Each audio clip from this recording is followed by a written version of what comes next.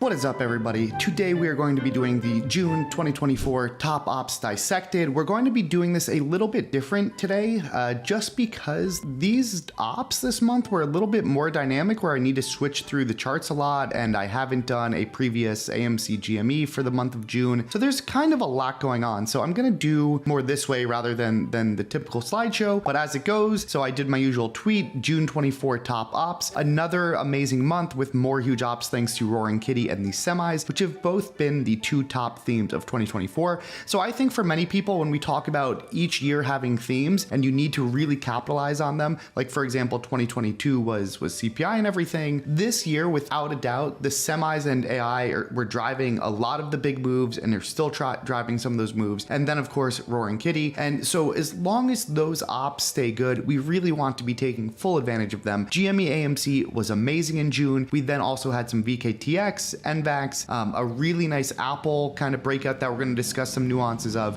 the semis again, and then a move in Rivian and Chewy. The Chewy move, of course, again, due to Roaring Kitty. So that being said, let's dive into the GME AMC. This is going to be pretty extensive again. So, okay. Pretty much we covered all the stuff all throughout May, and then with June, the first move, of course, was really the pre-market, or sorry, the overnight ahead of 6-3. And if you recall, what happened is on June 2nd, Roaring Kitty did his post of the portfolio on Reddit. So a couple things to touch on. So first, pattern recognition is so important. Many people might still not know this, but you want to pay so much attention to detail. So one thing is I recognized that Roaring Kitty was pretty much always doing those tweets at 8 p.m. Eastern time. Whether it was the tweets or the Reddit updates, those all came on Sunday, 8 p.m. Eastern. So every Sunday I had set an alarm in my phone for like 7:50, 7:55-ish Eastern, and that allowed me to make sure that I was on my phone or my computer with a tab open for his Twitter account and with a tab open for his Reddit account. So I would immediately be on top of things. Sure enough, I have both of them open because I was prepared, because I recognized that pattern, because I had overnight trading enabled and everything. And I see that he essentially was all in a ludicrous amount of GME, right? And so previous to this, we didn't know, right? We all speculated, of course, he's back in GME, everything else, but we didn't have confirmation of it, number one. Number two, nobody would have imagined that he had like 270 million or whatever that number was in GME. So that again is just another huge positive update. Using the overnight trading, I was able to get some shares and everything. And so that ended up making a huge move into 6-3. And that's kind of where we're going to start for now. So let's jump to that. And so keep in mind, even though I'm going to mostly focus on GME, that same opportunity was also available for AMC, which ended up having a gap. But as you can imagine, AMC mostly trades with GME. And so I'm going to just try and focus on this a little bit. You were able to buy in kind of the 20s for size before we ended up getting halted limit up overnight. Then we open up way high. That's a pretty damn big gap. And so one thing to keep in mind as a general rule that I always think about is when you get some huge shock to the system, like some blowout thing, generally subsequent shocks tend to be less volatile and more absorbed better. So in general, my thesis, and again, this doesn't always work, but it's just a general framework and thesis you can have. When Roaring Kitty came back in GME, my belief was that GME would not go to all-time highs. Why is that? Well, first of all, not only has the company been diluting the shit out of the stock over the last couple years after that whole Wall Street bet saga, but there's not the same amount of people offsides in GME. It's not the same, oh my God, what's going on? Like borrow was nowhere near as hard or as expensive as it used to be. There were not as many people offsides. People are not as scared of this whole populist movement as they were. And a lot of this was kind of losing steam that second go around. So then when he kind of spikes this on a Sunday, this is now kind of like the third spike. And so my base case was that this would not reach the 70s and 80s that we had seen from the prior spike in the prior month. And so when we then open up at around 45, that to me is kind of in the middle of the ranges and everything. And so I was willing to sell into that. So then if you recall, again, pattern recognition, this had gapped up big a couple, like last month, not the initial gap, but the second gap. And then that kind of faded off the open. So especially now that this is kind of the same catalyst, the same everything, I was pretty skeptical to this overly spiking and everything. And so I was was biased short on all this. So then with the bias that last time this had kind of faded off the open, I was a little bit short, but I didn't want to really have too much exposure. Then during the day, there wasn't really anything that interested me too much on this. Like once we're back this far back, there's really not that much meat on the bone on the short side, but then like this price action isn't so great for me wanting to be long either. Pretty much like the absolute bulk of my trading was pretty much that gap up from the overnight, which was probably the best. Then I think it's reasonable to have that short bias as that breaks off the open and follows that same prior pattern. So now the next thing that ends up happening is if we go to this daily chart, we pulled back a huge amount overall on that day. And even if we look, like 40 is pretty no man's landsy. So like if we're closer to like 50 plus, I definitely would have wanted a fair amount of size short off the open. But like when we're just kind of towards the lower end of the range, then we fade like all the way towards the bottom. I really don't want to hold short. I mean, anything sub 30, I think you're probably just being greedy at that point. So we get one day where it just kind of chills. And so now we're going to start at this 6-5 where it starts to catch a bid and turn around. And so then it's perking up. 6-6 is the next day we really want to dissect. So I can't really recall the exact timing on some of this stuff just because it was a fair amount ago, but we're gonna, let's see.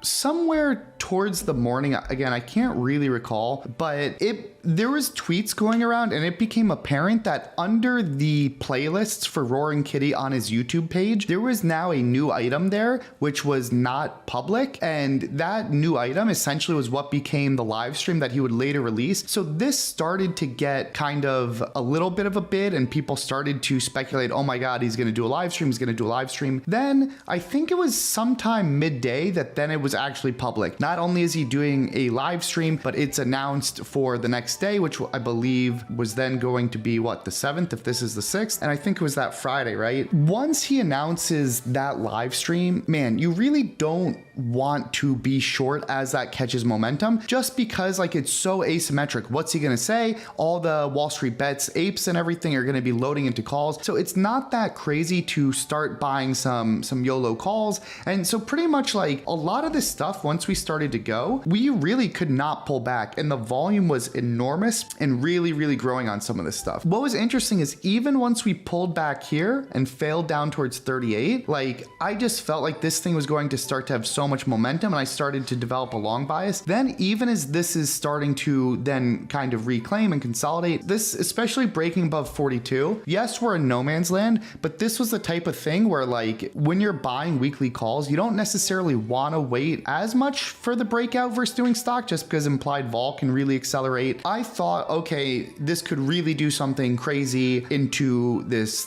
conference call the next day. Who the hell knows what he's going to say? So I started to accumulate some stock as well as some just of the 1 day to expiry calls. This really made a nice move into the close. And there's a couple things I want to point out because now this gets really interesting after hours. So many people think the day ends at 4, which yes, the market closes, but you can get some amazing setups after hours. And that's kind of what happened here, right? So this did incredible volume. It was turning up on the daily. Then we were super tight after hours on this 48. Like, yes, we kind of pierced right at the close, but now we've consolidated for a whole hour here and we break 42, or sorry, not 42, we break 48. If you're short, you need to get out here.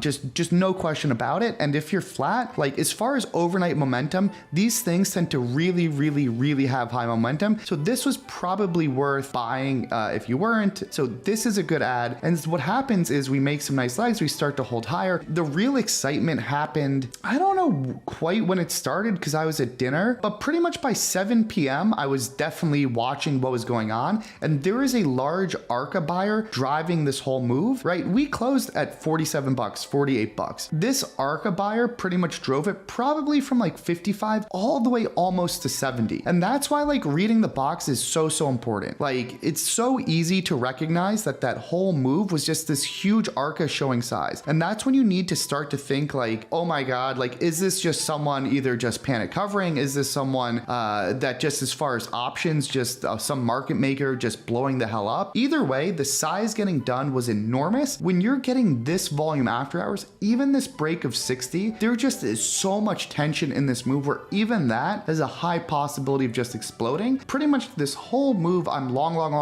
and I have those calls, and those calls are getting more and more and more in the money. And as that happens, you can actually, like, you know, Shark is someone that's great at this, but you can then short against those calls, really essentially have a protected short on this. And so I was really hoping this thing would go. As we really capitulated from this ARCA buyer, like into these mid-high 60s, that was like, okay, this is enough for me to start to want to flip my position. So not only did I sell my long, but I started to short onto that ARCA just because he was driving at so many points at once. The volume for after hours is really going nuts. Pretty much by this point, I'm definitely short exposure. And then if we kept going though, I had so many calls that I was long that I would have loved for this to, if this opened up 80, 90 or 100 the next morning, that would have been just totally paradise. So yes, we then kind of pulled back a lot. So once we pulled back, like at this point, I think it was someone in here, like we didn't really have a break of prior bar highs until the very end, but I'm just kind of covering into this because I don't want to be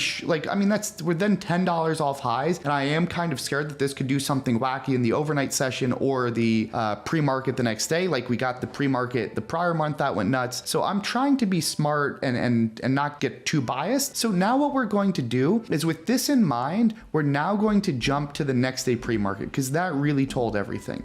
And that was 6-7. Oops. And actually I'm going to even keep the 6-6 price action up because it's kind of relevant here. Okay, so let's look at these 2 days together. These are some of the days where sadly you just don't sleep much, which is kind of why I hate some of this crap. But anywho, the next morning I was fully prepared for the potential that this was going to open up at 70, 80 or do something really, really silly. When I woke up pretty damn early, I remember seeing and noticing that this was within the range of those prior highs. We were within that kind of after hours capitulation we had. What's so interesting though is the ARCA buyer was still there early in the morning. And so now we have the buyer showing size. And so that's when I was like, oh wow, I'm happy I didn't hold anything short just because of this buyer still here. And maybe he's going to really squeeze this thing pre-market. What was so interesting though is despite the offers not being that thick, we were just crushing those bids. The bids kept on coming in and they would just get crushed again and again and again. So once I saw this price action, and that's why the box is important and reading the tape is important. It's not just what's on the box, right? Because really bids and a huge ARCA buyer, that's theoretically at a first level, that's bullish when there's not much on the offer, but it's not just what's on the box, it's how is the box responding to that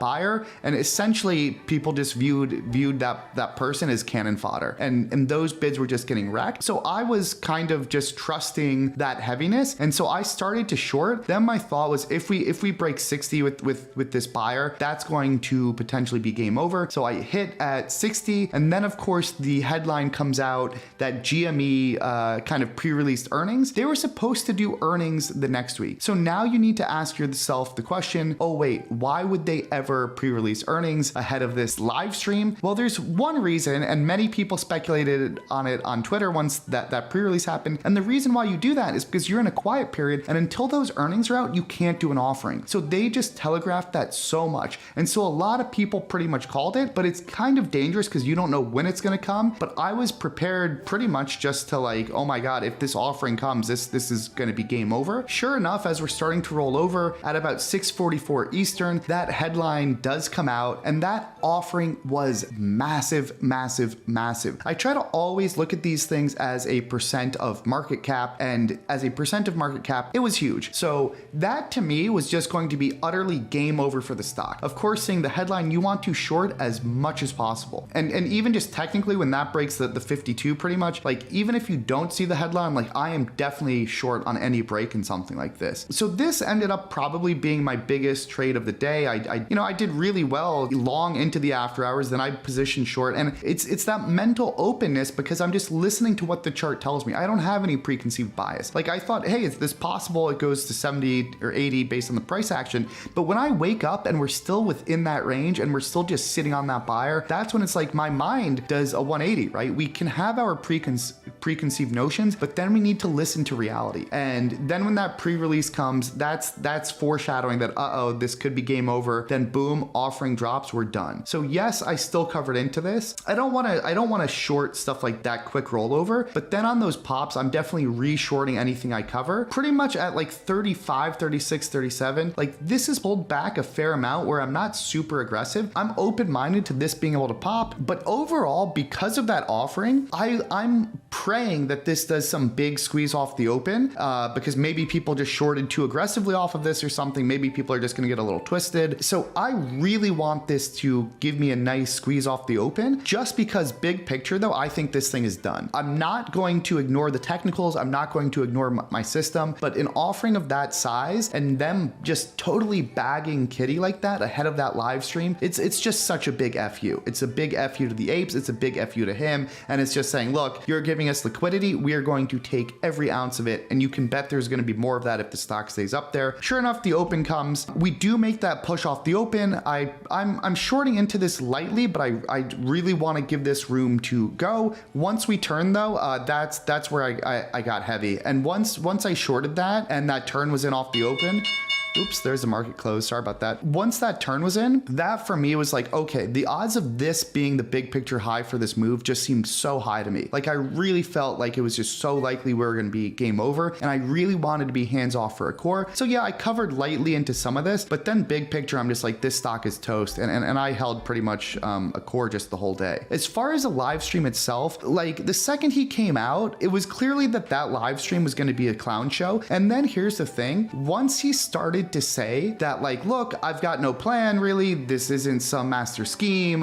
you know, yada yada yada, I just like the stock, that's when I realized like, oh my god, all the speculation that Roaring Kitty has some genius plan and that he's intelligent and he's got some good ideas, within 15-20 minutes of that live stream, it was just so immediately clear that this guy is actually just a total idiot, and anyone following him is just ridiculously dumb, and all these people in the long run are just gonna get hosed. And so the second it became clear he had no plan, I just started selling huge size in the GME calls and the AMC calls, all across different time frames. I pretty much just had no fear at this point that this was gonna mega squeeze. I was initially like a little scared that he was gonna have some like activism and try and get on the board, or some massive merger plan, or like, oh my god, I'm gonna push GameStop to buy crypto, like some of those rumors. Once it was clear that this guy's just an idiot, kind of just trying to make his hay while the sun's shining, everyone knows the game at this point. This to me was just the total death knell of the stock. And so I just sold huge size, held some of my shares. The other thing too is like, you know, once this pulls in a fair amount, I got flat, you know, probably in the mid 20s. There's just not that much meat in the bone, because keep in mind, with every offering and the many billions they're raising, this isn't going to go back to $10 anymore, or at least I don't think so. It could, but like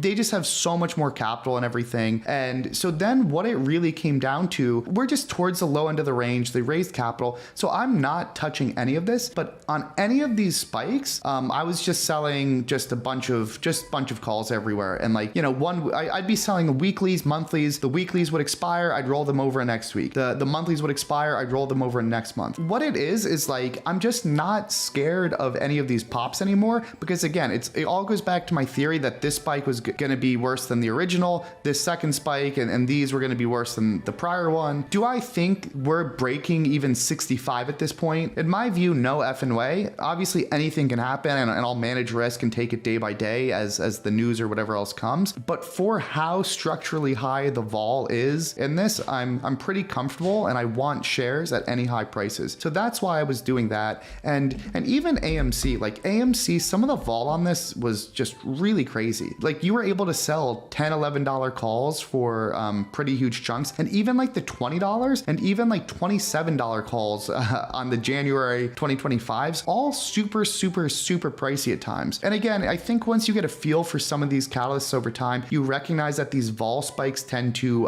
dampen. And like, even though we were only at $6, some of these up here, those calls would go nuts again. I mean, I was just doing thousands and thousands of contracts, and it's you know, it was size where it's like, if we ever get back up here, I generally want to be short this stuff anyways. You know, give me vol, give me more crazy moves, so be it. I'm going to make money trading it. So that's kind of how I felt for that. So that's it for GME and AMC. I think that's probably kind of, we're towards the tail end of the saga. Like, as we'll get to Chewy, like, just nobody cares what he does anymore. Like, I think people think he kind of sold out and he's all bullshit now, but we'll get to that in a bit. So now the other thing for us to touch on these top ops, VKTX. So this was interesting for a couple reasons. And what we're going to do is we're going to talk about this day on June 4th. And this was actually a double whammy as far as a couple concepts. So first, I want to bring up the point that this daily chart was actually very, very similar to the ARM daily from the 120 level. So think about ARM, think about that video I made on this 120 level. This VKTX, not so different as far as the gap up and everything else. And I almost like that this is sitting at the bottom of the range and kind of at the bottom of the gap, because then it ends up being lookout below from a technical perspective, should we break that $60 level. But now it gets even better. It's not just a daily setup, it gets better. So let me jump to June 4th. And yes, people, you do want to be scanning for setups like this. You can find it both from it having news that morning, which I'm going to get to, and just from using stuff like Stock Fetcher. Okay, so what happened? I think the drug was like VK, let me check my notes, VK2809, which is data for NASH. So it had drug data. And initially the drug data, we kind of started at $62. The drug data sends it higher. We start to fade into the open. And so there's really a couple of ways to play this. So first is what I call the reference trade, where the unaffected price was about $62. We went up on the news. The market then, for whatever reason, says, oh, I'm not so excited by that data. We roll over and we break $62. So that's the first potential short, if you so please. Then of course, there's that huge $60 level on the daily. That's the type of place where you can set up some type of swing short if you want, or just play it for some intraday follow through. Again, just based, like, I'm not really so eager necessarily to cover any of these prior bar highs, just because we're so close to that level and the daily chart is so good. So again, as we've discussed, I don't have some perfect stop. Maybe you want to use the moving average. Maybe you want to do this as a swing, where what you do is you short the $60 level, you give it almost to that level or the day's highs or whatever, and that gets you a little bit better. Like, I think you end up getting out at about 58-ish. So there's many different ways to play this, but the most important things I wanted to bring up is comparing this to the ARM setup is super important. Then the combination when this has a catalyst that is then setting up technically on the intraday. That's what made this so interesting. I really like to see the confluence of a lot of those positives. The more things we stack in our favor, the better. So now we're going to go to NBAX. I had touched on parts of this, and I'll just still bring it up again because there were a couple interesting things. And that's what makes this this month's videos a little bit harder than normal. So first of all, I wanted to point out an interesting thing that is missed on the daily chart is this 6-6. June 6th pre-market, there was actually an interesting setup where, so this stock had been running and this had almost been moving somewhat with like the GME AMC meme craze back from the 2021 years when this stock was quite in play. And so this stock breaks out, we have a big move, we finished decently strong. Now let's look at what this did pre-market, and this is on 6-6. This made a pretty euphoric move very early in the AM. We then cracked super hard down towards 23, but then we push back up towards these highs. And this, like we've discussed on many dailies and many intradays, this is a very interesting setup here for a short against those pre-market highs, kind of that lower high setup. One, it's overextended to the upside on the daily, capitulated upside on the intraday. We cracked and pulled back really hard. So that's almost like a second opportunity to short. And now we have really defined risk where you can risk a point. And then this thing kind of really melted. The other thing I wanted to point out for this month, so I don't think this is some insane op, but I think as far as that lower high concept, it's good for people to start thinking about stuff like this and seeing how this works into different stocks. Then of course, I already published the video online, just comparing the NBAX versus DJT chart here, where this pulls back, this this sets up a little level, then it breaks. I do think this is worthwhile here, and I did compare this to DJT back here. I want to take this moment to just big picture make the connection that even if we're talking VKTX, what am I doing with VKTX? I'm taking this daily chart and I'm comparing it to the daily setup in an arm at 120, even though I don't have the line there. Even with this NVAX, I'm comparing it to DJT. So you really want these patterns in your head, and you really want to understand the nuances of them and have this framework to compare the pros and the cons and start to build this system of thinking for yourself. So the next is going to be Apple. And this was a really interesting one, actually. First, let's look at the daily chart. This had all-time highs at around 200 bucks. So really, really, really big level. We have not broken that. All-time highs, very, very important. So then we're going back to the daily. And so what happened was on 6-10, this had that ChatGPT AI news. And so initially the news was taken as bad because I believe it was just people interpreting, oh my God, they're giving up on their own AI. They're so behind in the race and everything. They need to partner with ChatGPT. And so this was the initial reaction where we were weak that prior day. And so then the next day though, we just absolutely explode off the open. And it's so important that news can change. It takes time to digest and think about the repercussions and the carry-on effects. So initially this news was viewed negatively, but then come the next morning, people digested that, viewed it differently, then we absolutely explode. Now keep in mind 200 is a really huge level. And not only that, but tech has been super strong. These breakouts have been super strong. And while this doesn't trade super cleanly where we break initially, this is the type of thing where we've got that news catalyst totally reversing. So many people might have sold and been out or shaken out. So that's a huge breakout. This is a big tech stock. There's a lot of eyes on it. I do think this is the type of thing where you really want to swing these this year. This is the year of just kind of a lot of nice daily breakouts to all-time highs. I didn't think we would see all-time highs in this stuff so quickly after 2021 and everything, but this is the type of thing where you can make that entry, you can go into some of the weekly options, or really, I mean, I think for some of the daily swings, I tend to just prefer just buying the equity and using the daily time frame where I'm going to give it 2 prior bar lows, and that gets me out at 211 or so, and that's a great trade. Like, look, yeah, I don't necessarily sell the absolute total high, but that is a pretty damn good trade. And the other thing is when this happens, like vol then gets so damn high after a move like that you can even sell calls and make an extra couple bucks on everything too. So that's one thing I want to point out. The other thing I want to point out is then this kind of resets up later, where again, from a daily swing perspective, I actually kind of like how this breaks 220. We have a shallow pullback. We have a little bit bigger one. I wish this wasn't as deep. I wish this was even tighter up there, but then we try and roll here. We can't. Then we start to really stair step. And like this bar is so interesting because this bar is just so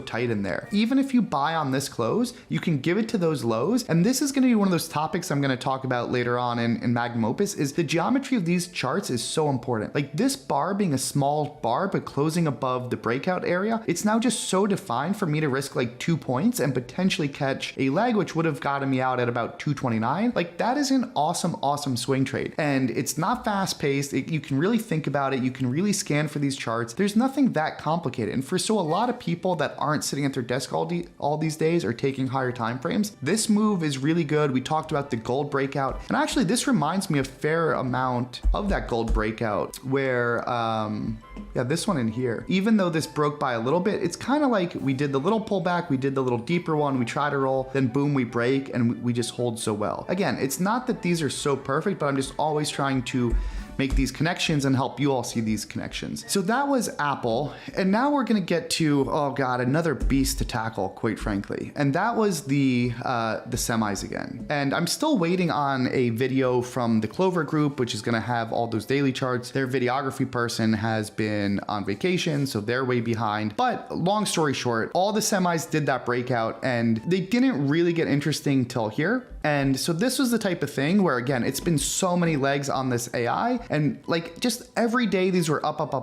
We go up like 3-4%. And this is the biggest market cap stock in almost the world, pretty much, at least publicly traded or so, I think. Then for this just to be going up 4% a day is kind of crazy. And so I remember I was eating dinner with my buddy on like Sunday night, and like Nvidia in the overnight session, or like, I think it also has like an ADR maybe trading in Europe or something, maybe in Germany. I don't remember. But like this thing was up at like 143 143, 144 in the overnight session. And I'm like, dude, like, okay, I'm taking my stand here. Like I shorted some and then was going to be short biased. So ARM wasn't so interesting giving everything, but what was interesting is this AVGO. This AVGO had earnings here and it's really, really going. AVGO, the volatility on this was enormous. So with NVIDIA gapping up so much this next day, which is gonna be the 618, this was a day where it's like, okay, I sold calls in this because I'm comfortable shorting if that kept going. And the vol, again, was just so expensive.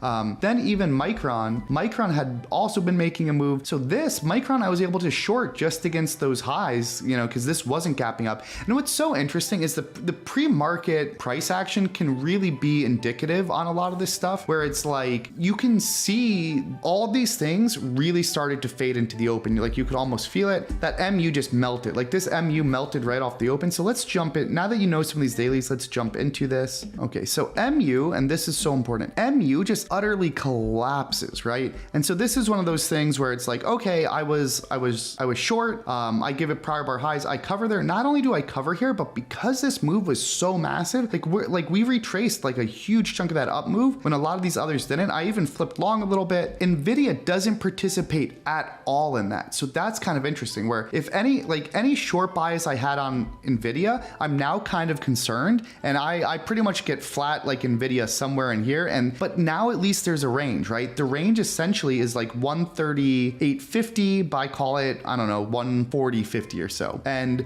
I really want to see some of that break. Then Avago, I believe, also is much weaker. So MU is the weakest, right? Which doesn't surprise me that much based on some of the daily. And so what happened though is off the open, when this pulls in so much, MU is way down, NVIDIA is way up. So I kind of want to cover and be long this one. I don't want to do anything with NVIDIA yet, but once NVIDIA does crack here, that's when you want to re-enter a short. We make a nice little leg. We do break prior bar highs. I have no issue covering that, because then I can just always re-short if we set up. And so what's really nice is like, once this comes back up here, I'm kind of skeptical. Maybe this isn't going to crack today. Like I definitely have my concerns, but again, the beauty of waiting for no man's land is like, you don't need to be some massive predictor. You don't need to call anything. You just need to listen to the chart. So when this is doing this, I can just be totally flat. Once this breaks 136, especially with some of these other ones melting, like Micron is already just in the gutter at this point. AVGO is also quite weak. That's when you can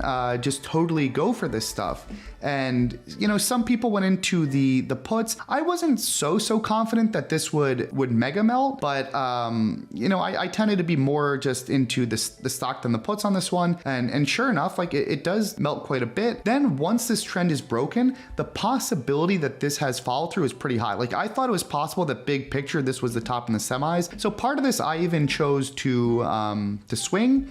So really, I was just using prior bar highs for a portion of that. That actually worked really well because this got so close to the moving average. And I'm going to discuss this when that Clover video gets released, but this is like a good stopping point. So I was covering into this, then I got flat on the turn. Overall though, like these were not some insane opportunity, but like NVIDIA's followed the same pattern all year, where it kind of just makes that like up move attempt off the open. Even like SMCI, NVIDIA, a lot of these have made that move this year, where they make that up move attempt, they roll over, they crack, and it's just game over. So these semis were, again, very, very interesting. So now we're going to get to Rivian.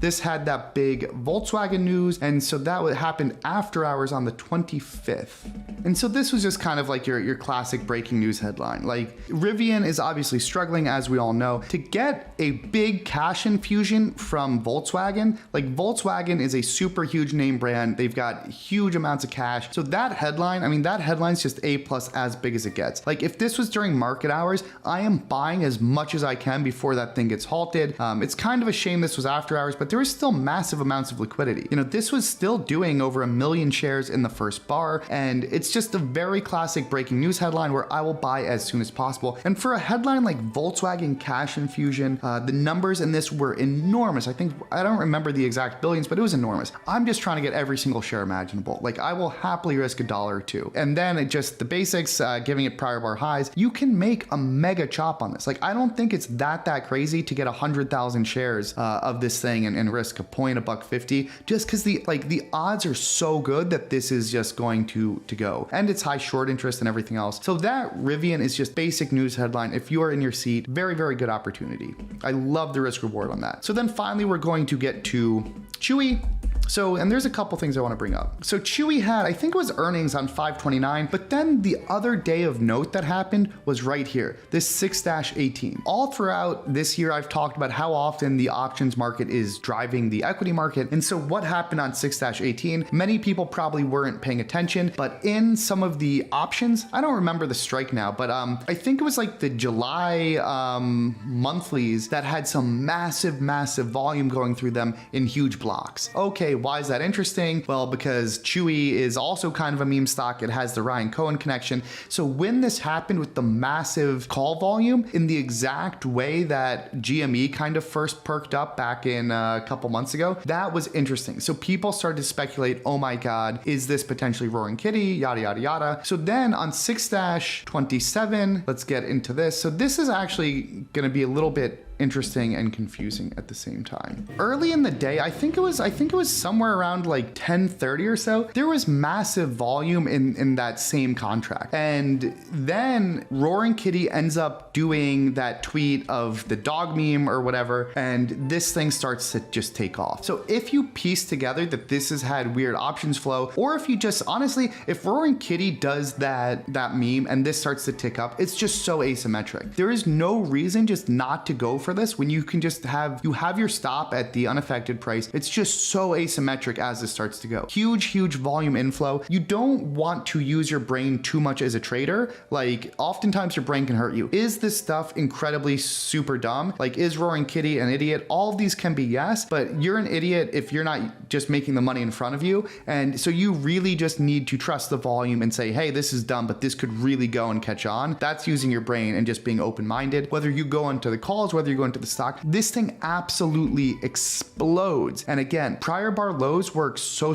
well. This has the big capitulation bar, huge volume. Then I don't mind potentially working into a short here either, just because this is a massive move. You do want to be a little bit dangerous, or sorry, you do want to be a little bit careful because this is dangerous should something come out, confirming everything. And so as we know, this ended up later being confirmed. What's so weird to me is like the options volume that happened in the morning, like I actually think that was potentially Roaring Kitty. Like, here's my speculation. So we know that he ended up exercising and taking the stake in Chewy. I kind of suspect that he was the one, and again, this is total speculation, I don't really know, but I suspect he was the person buying the calls here, then exercising them, which was causing the market makers to go out and get the stock. And then I think whatever was left that he didn't want, he ended up just selling.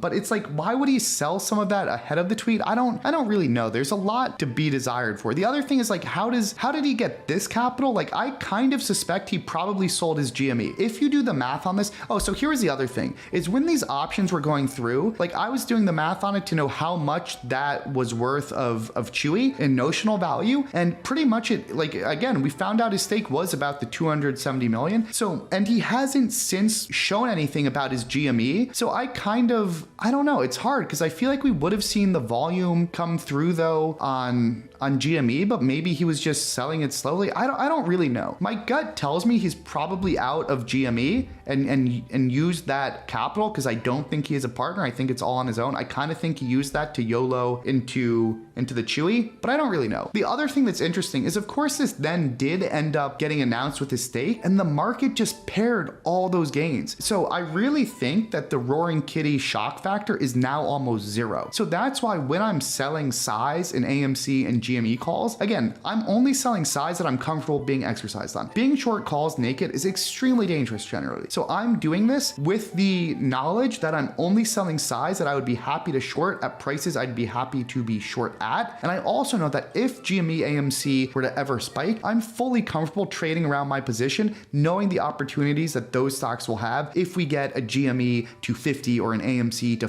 15, 20, 25 bucks. All that said, I think Roaring Kitty is just going to end up just totally bagged holding this stuff, and he's lost all of his appeal. And that's important because if there's another Chewy that happens where some stock shoots up like 30% intraday because of him, assuming it's like a large cap, multi-billion dollar stock with like decent locate, I am going to be more and more eager to just take the other side and just short the shit out of that, especially after the turn. So that's just something to keep in mind because I think it's interesting. So that being said, that is all of the June ops I wanted to go over. It was an active month. Yes, there were some other ops. Some of them were smaller. There were some other good ones here and there, but those were, I think, the most educational ones where I'm able to make some unique points. Sometimes after I've made the same point a zillion times, it just doesn't help. So thank you all. Let me know if any questions come up and appreciate the support.